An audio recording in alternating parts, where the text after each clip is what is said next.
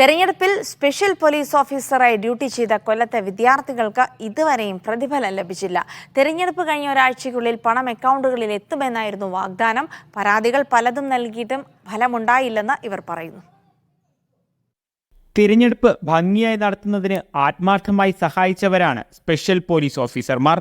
2 ദിവസം ജോലി ചെയ്ത NCC സ്റ്റുഡന്റ് പോലീസ് കേഡറ്റ് ഉൾപ്പെടെയുള്ള വിദ്യാർത്ഥികൾക്കാണ് പ്രതിഫലം ലഭിക്കാത്തത്.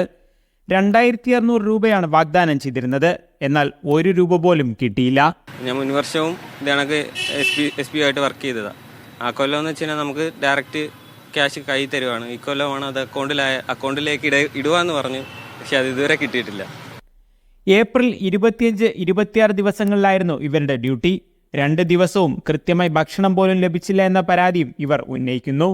അപ്പോൾ ഞങ്ങൾ ചെല്ലുമ്പോഴേ നമുക്ക് ഫുഡിൻ്റെ കാര്യങ്ങളൊക്കെ അവർ തന്നെ നോക്കും എന്നാണ് നമ്മുടെ മൈൻഡിൽ ഉണ്ടായിരുന്നത്. പറഞ്ഞു പറ്റിക്കാതിരിക്കുക, അത് തന്നെ എന്ന് വെച്ചാൽ കൂടുതലൊന്നും പറയാനില്ല. എന്ന് ഇപ്പോൾ ഓരോ ബുദ്ധിമുട്ടിൽ നിന്നൊക്കെ ആയിരിക്കും നമ്മൾ നമ്മുടെ നാടിന് വേണ്ടി ചെയ്യുന്നൊരു സേവനമായിട്ടാണ്. അങ്ങനെ ആയിരുന്നെങ്കിൽ നമുക്ക് സന്തോഷത്തോടെ നമ്മൾ ചെയ്തേനെ.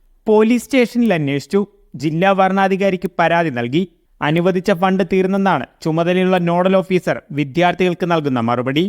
അധികാരികൾ ഇടപെട്ട് ഇവർക്ക് എത്രയും വേഗം പ്രതിഫലം നൽകുക തന്നെ വേണം. ലിജോ റോളൻസ്, മീഡിയ 1, കൊല്ലം.